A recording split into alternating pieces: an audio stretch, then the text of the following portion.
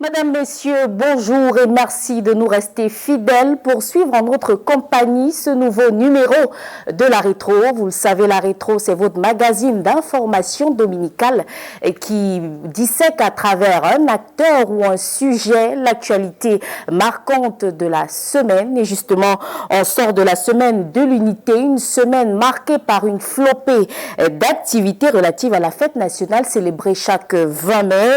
On a eu droit aux répétitions et au défilé des forces armées au boulevard du 20 mai, une retraite au flambeau, des activités culturelles et également des journées portes ouvertes à la base 101 où les forces armées ont fait étalage de leur savoir-faire et tout ce qu'ils font de mieux et de nouveau de nos jours. Dans le reste de l'actualité, la lutte contre le choléra se poursuit à travers le territoire national. On a également assisté à la fête de l'Ascension célébrée par des milliers de chrétiens à travers le monde et surtout au Cameroun. Aujourd'hui donc, nous scrutons l'unité nationale au Cameroun, ses visages, ses contrastes.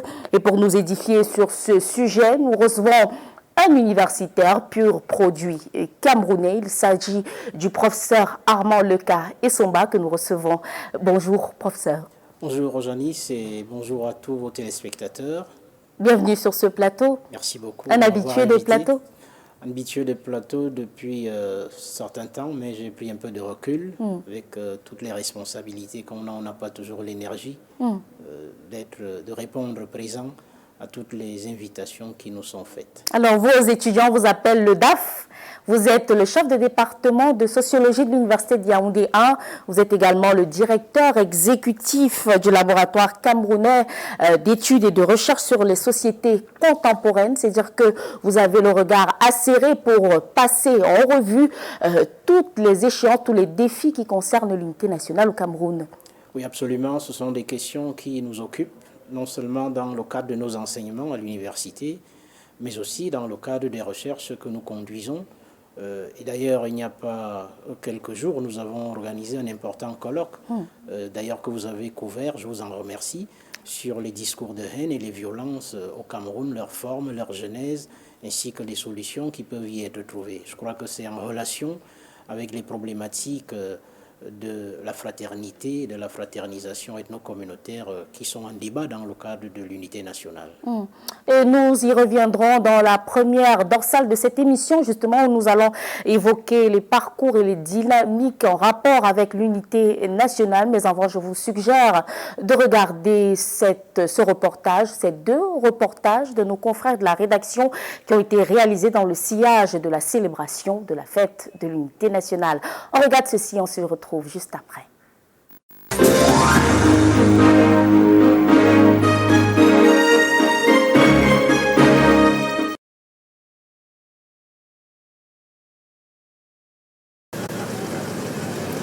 Dans la peau du président de la République, l'adjudant-chef Émile Augustin Etoundi fait son arrivée au boulevard du 20 mai de Yaoundé. Le ministre délégué à la présidence chargé de la Défense l'accueille, l'hymne national exécuté. Le président d'un jour fait la revue des troupes avant de regagner son siège, même s'il ne l'occupe pas.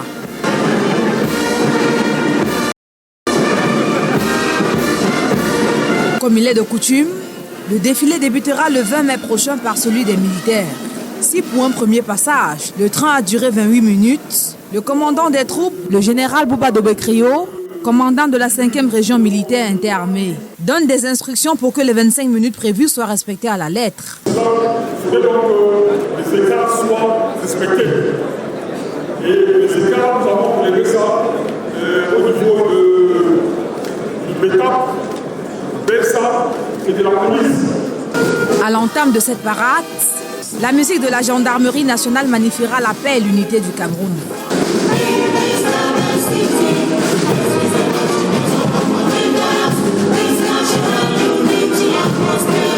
Le groupement des troupes à pied de la garde présidentielle donnera le ton, avec à sa suite la gendarmerie nationale, l'armée de terre, la brigade du quartier général, la brigade d'intervention rapide, le bataillon des troupes aéroportées, l'armée de l'air, la marine nationale, le corps national des sapeurs-pompiers, les anciens combattants et anciens militaires également revisent leur pas ce 17 mai, tout comme la sûreté nationale, l'administration pénitentiaire et l'administration douanière.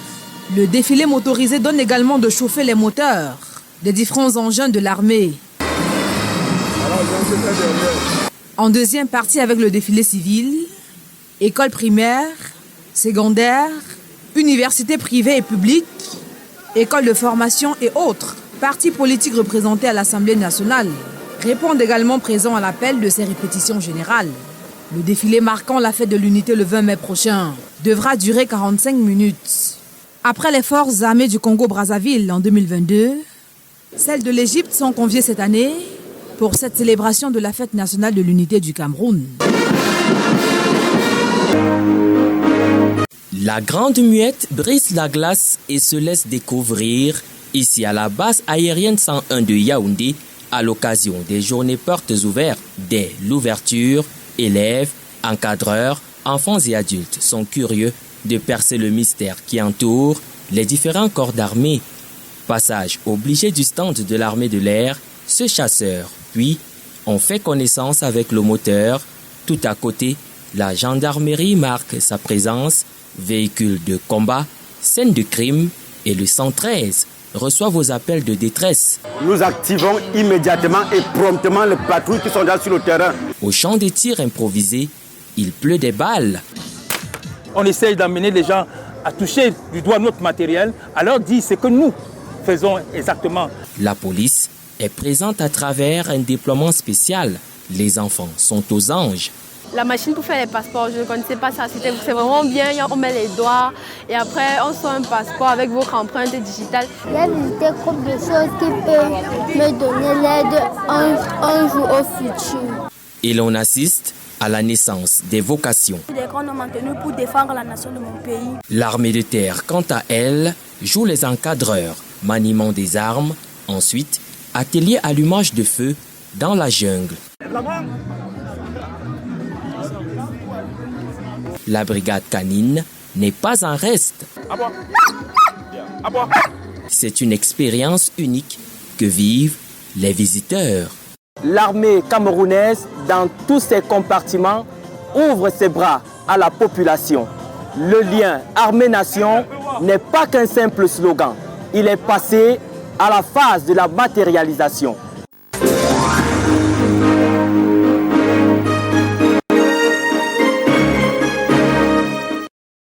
Lendemain de la célébration de la fête nationale, il convient pour nous de faire un débrief avec vous, professeur.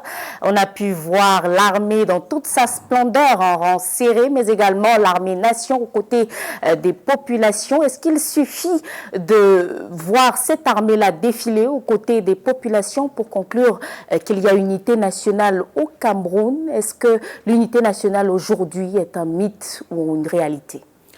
Alors l'unité est un processus extrêmement complexe, mais qui est continu, qui se construit parfois dans des épreuves qui finissent par faire mémoire.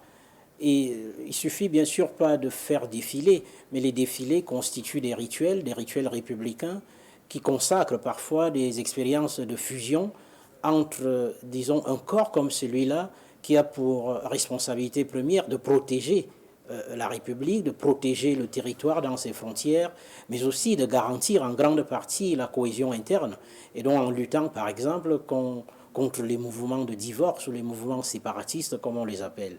Et donc on peut considérer que le processus d'unification de la conscience nationale camerounaise qui aura commencé pratiquement à la fin du 19e siècle, vers 1884, se poursuit avec, bien sûr, ses contrastes, avec ses dilemmes, avec ses difficultés, avec ses flétrissures, parfois avec le sentiment qu'il y a quelque part des formes de doute, des scepticismes quant au projet de continuer à le renforcer. Mais je pense que, toute proportion gardée, il s'agit, disons, même s'il s'agissait d'un mythe, il s'agit d'un mythe qu'il faut continuer à alimenter, à lui donner une certaine forme, disons, de vie concrète, à travers donc, des expériences de brassage que nous continuons de vivre au jour le jour, en dépit des malentendus qui persistent.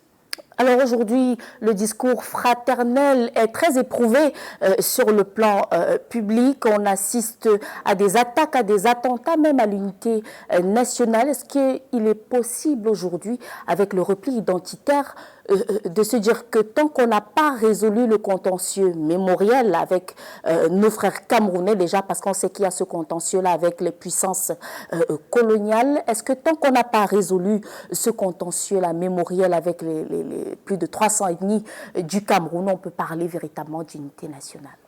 Alors, ce qu'il faut retenir, c'est qu'il faut être attentif quand même au tout premier paragraphe de la Constitution du Cameroun, qui évoque de manière explicite, disons, l'héritage de diversité qui est à la Constitution fondamentale du Cameroun, en la valorisant, en valorisant ce patrimoine. Donc, fier de sa diversité culturelle, linguistique, que le peuple camerounais continue, qui est un élément de sa personnalité nationale. Le Cameroun continue à travailler pour son unité. Donc, quand vous lisez cette première phrase, ça veut dire qu'il y a quand même reconnaissance de la souche pluricommunautaire d'un Cameroun qu'il s'agit de transformer finalement en une nation, en un peuple, qu'on sait que les peuples effectivement se constituent.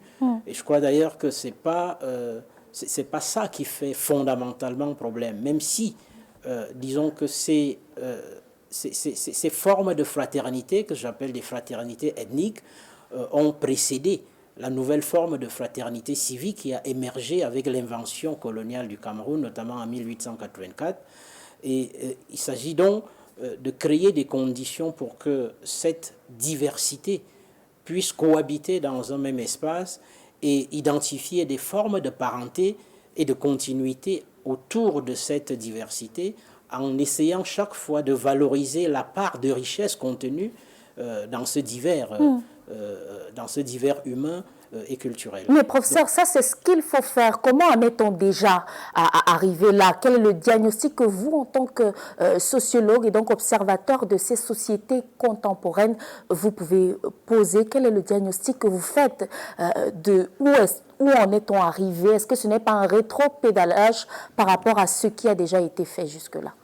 Alors, disons qu'au moment où ce qu'on appelle aujourd'hui le Cameroun est inventé, nous avons quand même des références historiques, un peu de chronologie, c'est 1884. C'est l'Allemagne, entre guillemets, qui invente ce bloc géopolitique et qui donc oblige en quelque sorte des communautés qui avaient chacune leur trajectoire historique, avec lesquelles bien sûr il y avait des formes d'interdépendance, des migrations s'opéraient, mais un État camerounais, un Cameroun-Staat va être stabilisé du fait de la colonisation allemande à partir de la conférence de Berlin. Il se trouve que lorsque l'Allemagne perd la Première Guerre mondiale, la dépouille coloniale allemande est confiée à la Société des Nations par les vainqueurs de la Première Guerre mondiale, qui dans ce cas précis sont la France et la Grande-Bretagne sur ce territoire. Et donc c'est à partir de là que la problématique de l'unité trouve sa véritable genèse immédiate.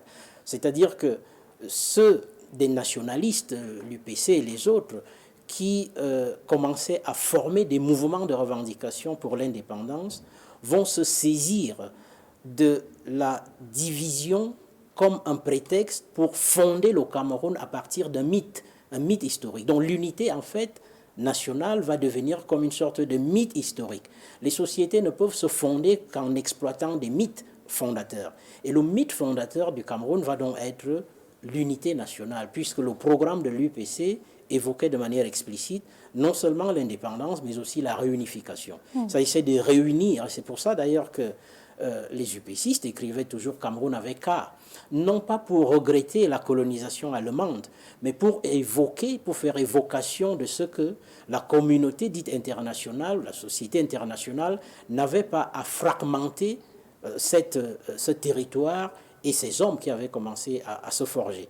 Et donc ça va se poursuivre notamment jusqu'en 1960, c'est-à-dire que c'est la partie orientale qui a son indépendance, et en 1961, deux processus vont s'opérer de manière rapide.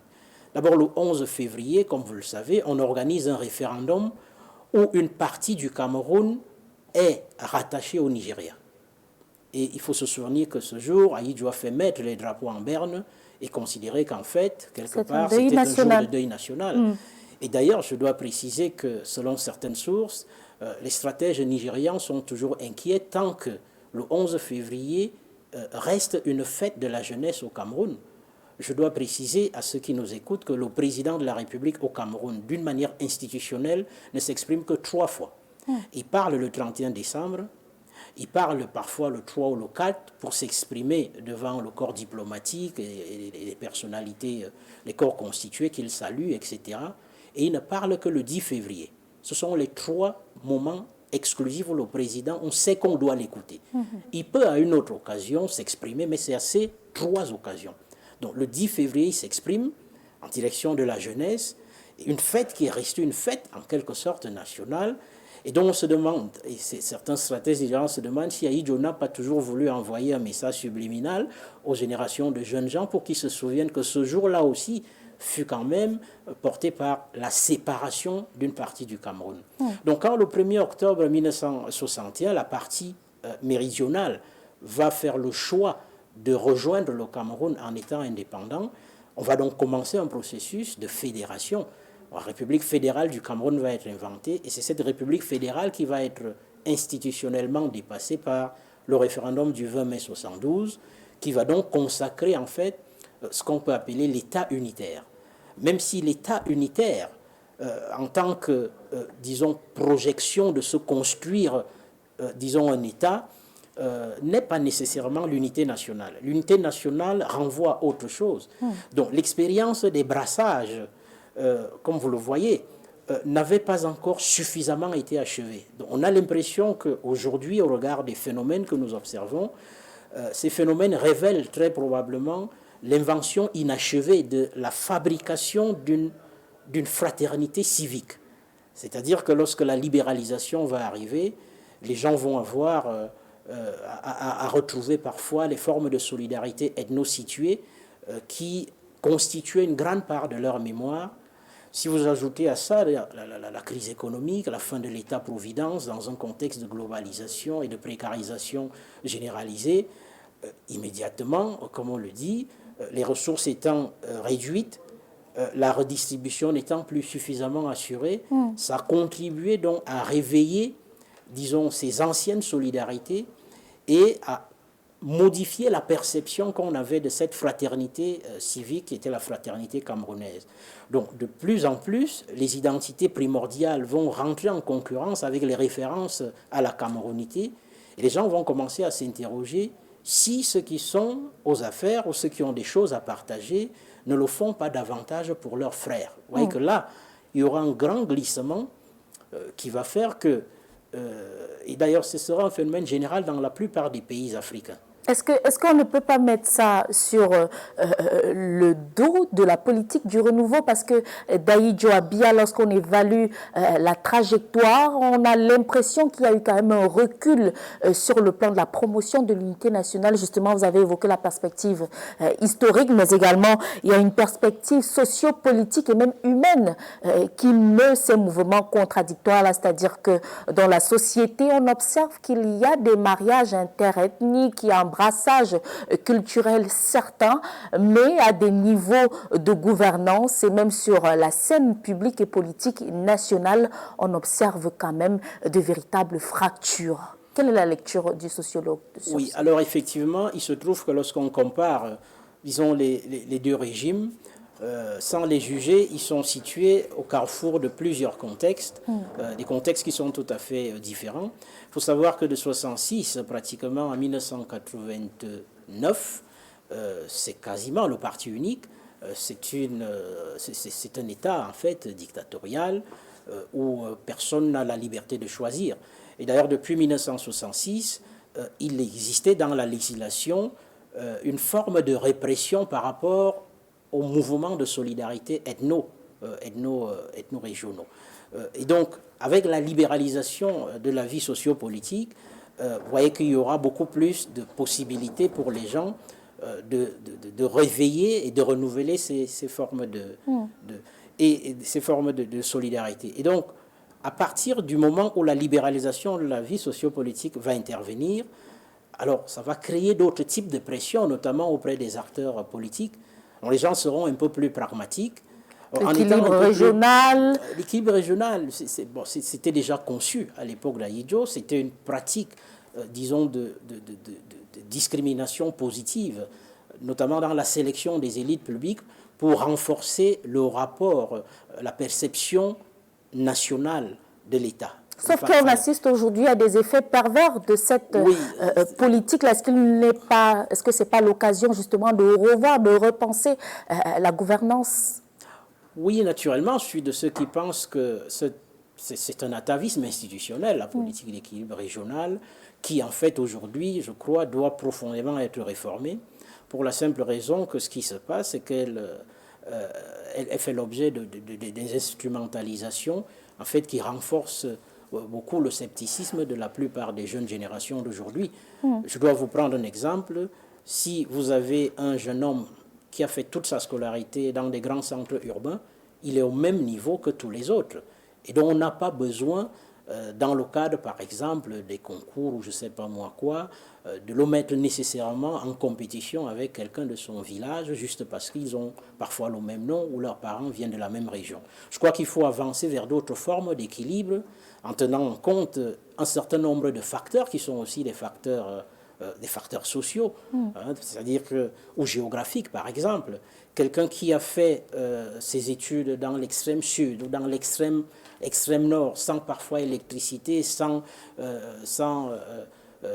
Internet, etc., n'est pas au même niveau que celui qui l'a fait dans des grands centres urbains, il avait à sa disposition tout. Donc je crois que c'est des choses sur lesquelles il y a eu beaucoup de retard dans la nécessité de les réformer. Et donc, sur ce point, je conclue en disant que le fait que la compétition politique soit devenue quelque part la nouvelle norme à partir duquel il fallait recruter des électeurs, beaucoup d'hommes politiques vont devenir pragmatiques. Et donc, c'est à partir de ce moment que les compétitions ethno-communautaires autour de l'enjeu du pouvoir vont devenir un peu plus aiguës. Et à partir du moment où cela va devenir plus aigu, ça va donc aggraver, si vous voulez, les conflits autour des luttes politiques. Les luttes politiques vont commencer à devenir comme si c'était la métaphore des luttes ethno-communautaires. Les hommes politiques vont être parfois perçus comme étant, disons, les héros de leur propre groupe ethnique, leur groupe ethnique d'appartenance. Et parfois, ça va fonctionner ici. Et tout cela, dans le contexte actuel, avec la digitalisation, ça va compliquer, ça va rendre un peu plus complexe. À cela, bien sûr, il faut ajouter, je suis tout à fait d'accord avec vous, ce que j'appelle des formes de paresse politique, des formes de nonchalance institutionnelle. On peut s'étonner de ce que depuis 1996, où la décentralisation s'est positionnée comme l'une des urgences institutionnelles du Cameroun, qu'on ait mis autant de temps à hésiter pour la mettre en œuvre. Et je pense que si on avait été un peu plus attentif à la nécessité d'accélérer, disons, cette projection qui était quelque chose de tout à fait sensé, il y a aujourd'hui beaucoup de stress qu'on aurait pu éviter, notamment dans les blessures de ce qu'on peut considérer comme étant le visage de notre unité nationale. En tout cas, aujourd'hui, le baromètre est très inquiétant. En ce qui concerne l'unité nationale, on a l'impression d'être à la croisée des chemins où soit on va s'entretuer, soit véritablement on aura l'impression de former véritablement une nation. S'agissant donc de ces crises qui menacent l'unité, on observe ces temps depuis quelques décennies sur l'espace public l'émanation d'un discours pollué, un discours de haine qui aujourd'hui on arrive même à des violences Et ce qu'on peut noter, c'est que généralement, ce discours vient d'une certaine intelligentsia.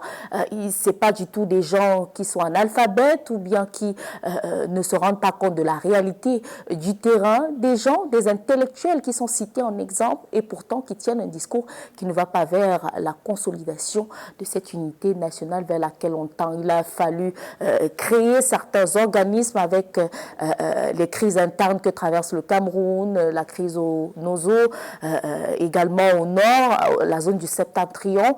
On a vu l'émergence de la commission Moussongé, la commission nationale du bilinguisme et du multiculturalisme, qui agit comme un organisme, un observatoire du discours de haine au Cameroun. On a vu le Conseil national de la communication très souvent frapper du poing sur la table pour ce qui est des médias. Le débat politique aujourd'hui est devenu autre chose, on ne maîtrise plus. Comment expliquer que ce discours-là vienne des gens qui sont censés montrer l'exemple, être des phares pour la société?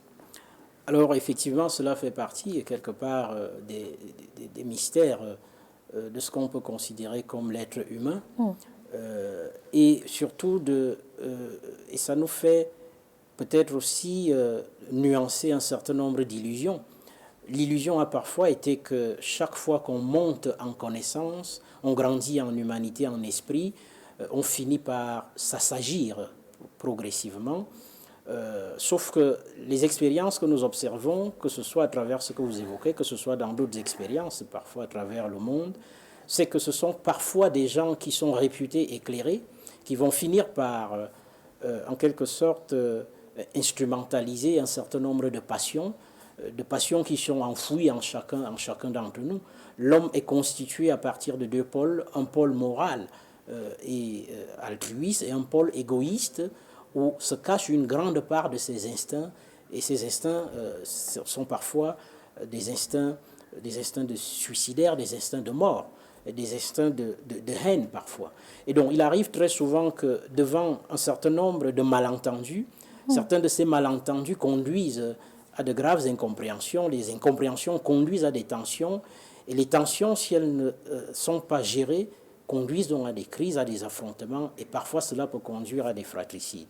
Et précisément, c'est l'instrumentalisation d'un certain nombre de colères sociales et la tentation forcée de les présenter comme étant, en quelque sorte, des colères tribales, qui peut donc très souvent, dans le contexte d'un pays hétérogène comme le nôtre, jeter de l'huile sur le feu.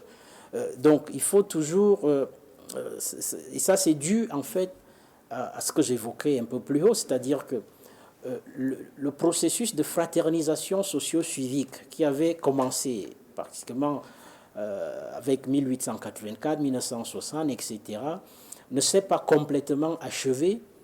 Et les fraternités ethno-communautaires ont encore un poids très important. Les gens se réfèrent beaucoup à ces identités.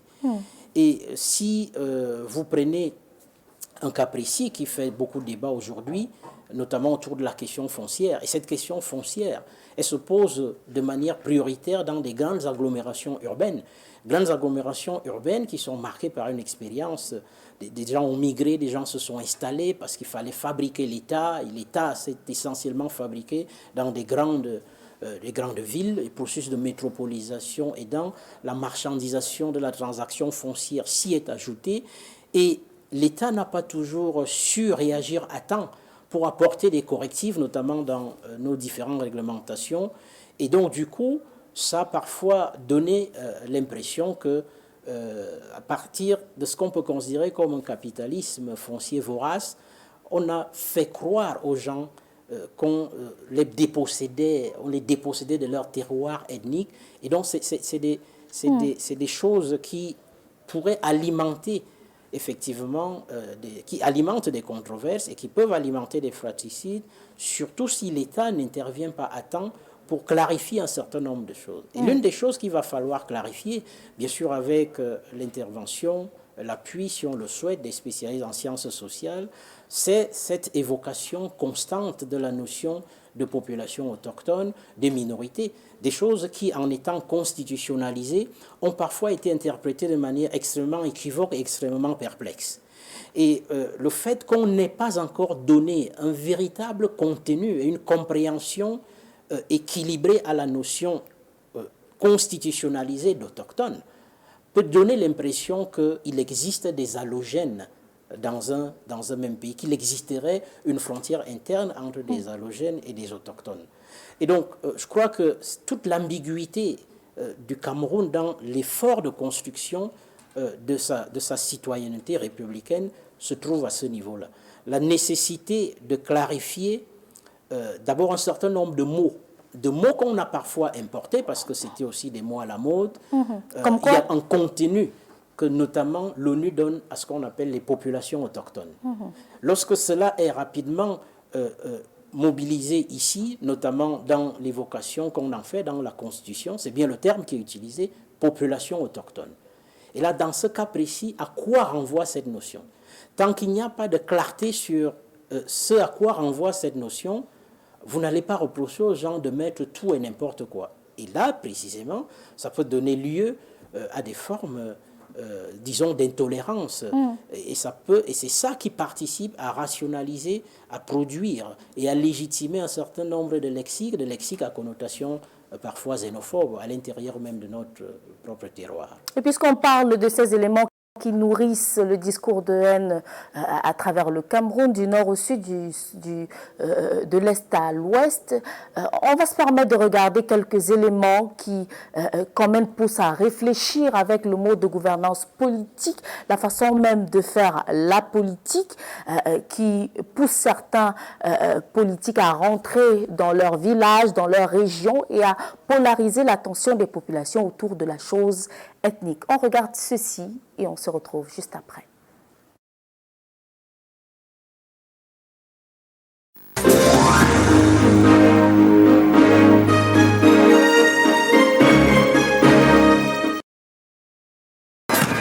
Il ne fallait pas moins qu'un stade pour contenir ces jeunes déterminés, venus de tous les coins et recoins de l'extrême nord.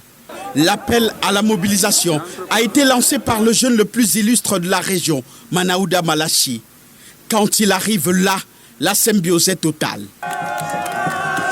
Mokolo abrite un meeting historique, un message comme dénominateur commun des jeunes ici rassemblés. Pour nous, en 2025, nous ne voyons pas une autre personne que le président Paul Biya. Nous voulons simplement dire ce que nous souhaitons, c'est-à-dire continuer dans la paix. Ils sont la représentation la plus massive des jeunes de toute la région de l'extrême nord, reconnaissant des œuvres de Paul Biya, son épouse Chantal Biya et de tout le gouvernement de la République en leur faveur.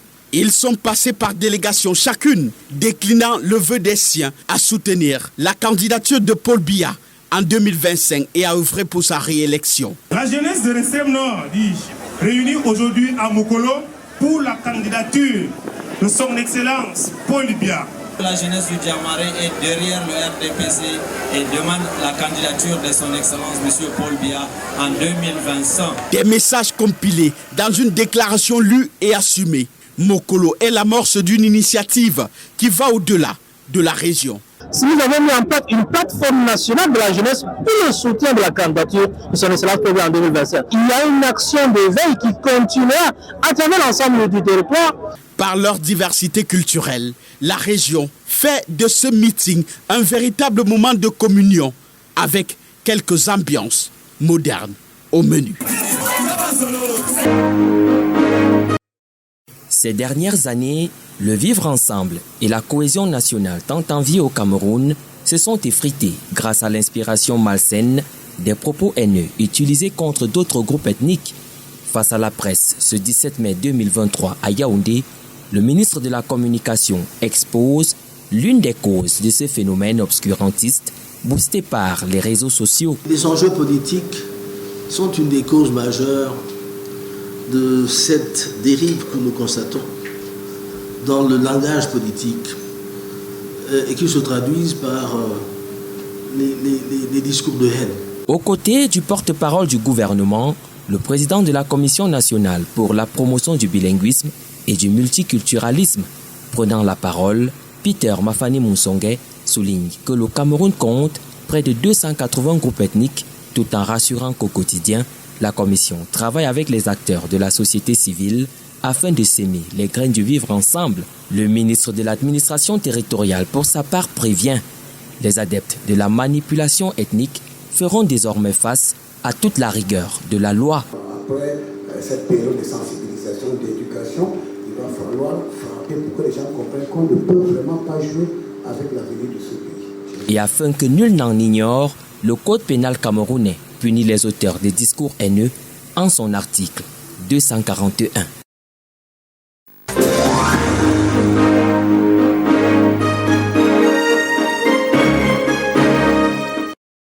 Merci à Joël Njom 3 et à Arnaud Gueffak pour ces éléments. D'un côté, on a ce meeting, prof, qui montre quand même le repli que certains politiques dont certains politiques usent pour pouvoir exister ou en tout cas marquer leur territoire dans ce domaine-là. Et de l'autre, on a le gouvernement qui a pris officiellement position, qui a durci le ton, qui désormais fera appel au bâton pour punir le discours de Rennes. Mais il faut dire que quelques jours auparavant, vous avez été à l'initiative d'un colloque de 3 jours qui a débuté le 10 mai, notamment sur le discours de haine et les violences, et qui a rassemblé une trentaine d'éminences grises camerounaises venues de tous les domaines scientifiques, histoire, anthropologie, droit et autres, pour pouvoir disséquer le phénomène de discours de haine au Cameroun. Est-ce que vous pouvez nous dire pourquoi vous avez pris cette initiative, vous, en tant que chercheur,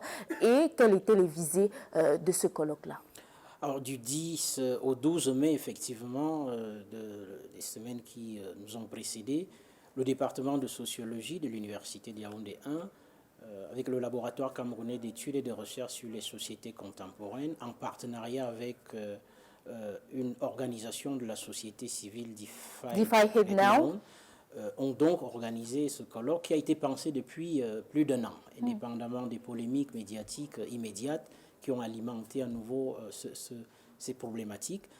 Et nous avons eu à sélectionner près de 80 spécialistes venus de tous les domaines des sciences sociales qui ont voulu s'exprimer sur ces questions pour interroger un peu les causes, les conséquences des manifestations et proposer des solutions. En marge de ces 80, vous avez effectivement évoqué une trentaine de conférenciers invités, des gens de très grande expérience, que ce soit dans le domaine de la recherche, que ce soit dans le domaine de la vie tout court. Alors l'idée était de prolonger la vocation qui est celle de l'université dans un contexte où parfois on a l'impression qu'il y a un discours populiste qui donne l'impression que l'université et les universitaires ne servent à rien. Alors que chaque jour qui passe, les travaux sont faits, des enquêtes sont faites, et donc à travers ce colloque, il s'agissait de contribuer à créer, disons, un moment de dialogue entre la société civile et les chercheurs pour adresser une question cruciale, une question délicate, une question centrale qui met à rude épreuve la problématique du vivre ensemble au Cameroun.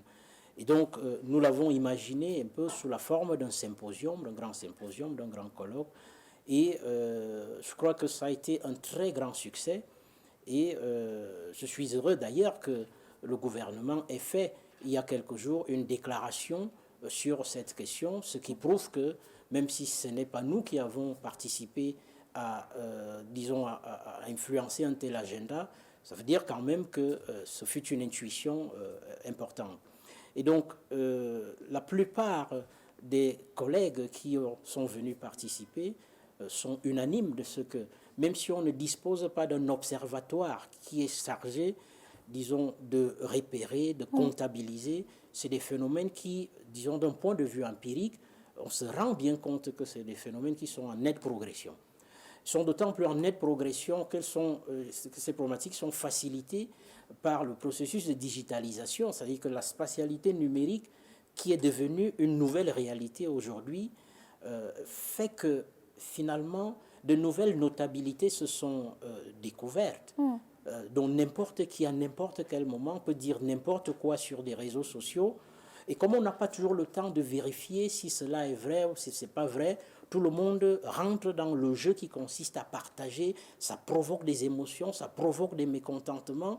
La circulation de la parole publique devient une parole monopolisée par des irresponsables, parfois, qui, très souvent, sans qu'on ne le sache, portent des agendas qui probablement ont pour intention de créer de la zizanie et de mettre le pays à feu et à sang. Mais prof, est-ce que pendant ce colloque, vous avez eu l'occasion de, on peut dire, mettre les points sur les i et les barres sur les t avec certains de vos collègues qui sont pourtant de grands vecteurs du discours de haine et que vous avez conviés à ce colloque-là? On pourrait vous faire le reproche de les avoir conviés à ce colloque-là. Pourtant, ils sont des acteurs majeurs de la diffusion de ce type de discours. Bon, alors moi, je ne vais pas rentrer dans la polémique qui a un peu alimenté les propos de mon aîné collègue et ami, le professeur Claude Abbé. Je crois qu'il a eu l'occasion de s'exprimer avec un peu plus de clarté dans une émission ultérieure. C'est un chercheur dont j'ai connaissance des travaux importants dans ce domaine et des travaux qui ne plaident en rien à ce qu'il porte durablement l'étiquette qu'on veut lui faire porter. Et donc, c'est un épisode qui a prouvé que nous devons avoir une très grande responsabilité, surtout lorsqu'on porte la parole publique, notamment devant des auditoires parfois très hétérogènes, avec des gens qui ont des compétences extrêmement variées. Une parole parfois mal placée peut avoir pour conséquence d'être mal interprétée et donc de créer effectivement des effets très inattendus. Et donc, à l'université, c'est le lieu de la discussion sans fin. C'est le lieu de la palabre civilisée. C'est le lieu où des chercheurs se font en mobilisant ce que nous on appelle les armes de la raison. Nous croyons aux armes de la raison et nous les utilisons à fond parce que nous pensons qu'en utilisant les armes de la raison, on peut durablement empêcher que les armes, cette fois, ne prennent le dessus sur la manière d'organiser nos contentieux, nos malentendus. Et pour sortir un peu de cet entretien, il faut dire que le colloque a débouché sur des projections, des propositions de l'intelligentsia qui ont pris position par rapport à ce phénomène-là. Est-ce que vous pouvez revenir un peu sur les propositions? On en connaît quelques-unes, notamment vous avez proposé une réforme du système éducatif, mais également des sanctions au plan pénitentiaire. Oui, c'est-à-dire que les grandes propositions qui sortent de ce colloque vont en fait dans deux grandes directions. Il y a une direction extrêmement symbolique, mais qui a des implications pratiques. Ça touche donc de manière claire à la réforme nécessaire de nos systèmes éducatifs. On ne peut pas continuer à entretenir l'illusion de fabriquer deux nations dans un État et de croire qu'on travaille à renforcer l'unité nationale. Une autre proposition qui a dû faire un peu polémique était pour ma part, et je ne sais pas pourquoi elle devait faire polémique, et de chercher à assurer la protection constitutionnelle du nom du Cameroun, un nom qui devra renaître comme étant la République unie du Cameroun. Et je regrettais le fait qu'en enlevant l'adjectif uni de la nomination institutionnelle du Cameroun, en réalité, on renonçait à un pacte d'indivisibilité. C'est une forme de renonciation symbolique à ce pacte d'indivisibilité que nos aïeux avaient signé. Et d'ailleurs, ça devait être spécifique. Il y a tellement de pays qui s'appellent République gabonaise, République centrafricaine. En mettant cet adjectif au cœur de la construction et de notre appellation, on renforçait l'idée que le mythe de l'unité qui a été au fondement de la constitution de notre pays devait demeurer et que plus jamais on ne devait penser à se séparer. Et donc c'est quelque chose qu'il faut revoir. C'est passé rapidement en 1984 sans beaucoup de débats et ça a créé d'ailleurs des frictions de ce point de vue. En ce qui est des problématiques liées toujours à la question de l'éducation, il faut savoir que on n'a pas suffisamment mis l'accent sur les recherches qui peuvent nous permettre d'établir ce qu'on appelle les fraternités qui sont inconnues ou méconnues. Très souvent, lorsque vous rencontrez un de vos frères que vous ne connaissiez pas, ou une de vos sœurs que vous ne connaissiez pas, la tendance, c'est de l'embrasser. Et la tendance, c'est de commencer à évoquer vos ancêtres communs, à évoquer une mémoire, et donc à renouveler des liens qui parfois dépassent la simple circonstance de votre rencontre. Et donc, si on insistait davantage à financer des travaux en sociologie, en anthropologie, en histoire, qui peuvent déboucher sur, effectivement, la révélation et la découverte de ces fraternités inconnues ou méconnues, je crois que ça apaiserait beaucoup de tensions inutiles lorsqu'on découvrira que finalement, derrière certaines fictions identitaires, derrière lesquelles on s'accroche, il y a beaucoup plus d'ouverture que cela. En troisième lieu, il faut aller vers des choses vraiment concrètes. Et ce que j'appelle ouvrir le Cameroun aux Camerounais. Il s'impose d'ouvrir le Cameroun aux Camerounais. Ce qu'on ne sait pas, c'est qu'on connaît très peu le Cameroun, très souvent. Mais là, ça pourrait passer par un vaste programme volontariste de politique publique en termes de construction des infrastructures. Tout le monde ne peut pas prendre l'avion. Tout le monde ne peut pas prendre le train. Donc, il faut construire des routes viables.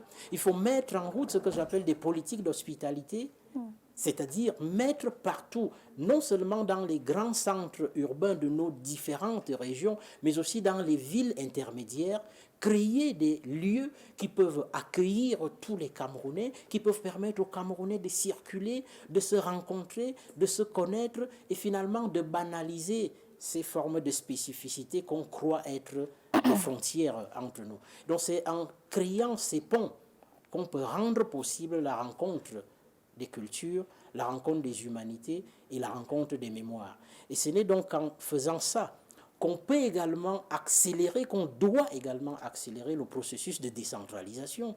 On a trop mis du temps à attendre, on a trop hésité, on a trop eu peur d'aller vers quelque chose qui pourtant a été inscrit dans notre constitution comme étant le devenir institutionnel de notre pays. Et je crois que si un certain nombre de ces pistes étaient envisagées avec une élite responsable et sérieuse à la tête, n'est-ce pas, de nos différentes administrations et du pays, beaucoup de discours d'exclusion, beaucoup de discours de repli, beaucoup, disons, de ces lexiques portés par des sentiments de colère et de haine, vous allez voir comment ces discours et ces mots vont revenir tout simplement à une échelle moins inquiétante.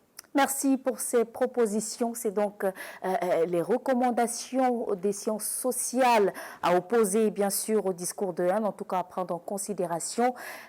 Professeur Amaleka et Somba également profité pour lancer un plaidoyer. On imagine que c'est le plaidoyer du laboratoire d'études et de recherche sur les sociétés contemporaines, financer ces recherches-là sur la génétique pour permettre de mieux se retrouver. Merci d'avoir accepté l'invitation de Canal 2 International.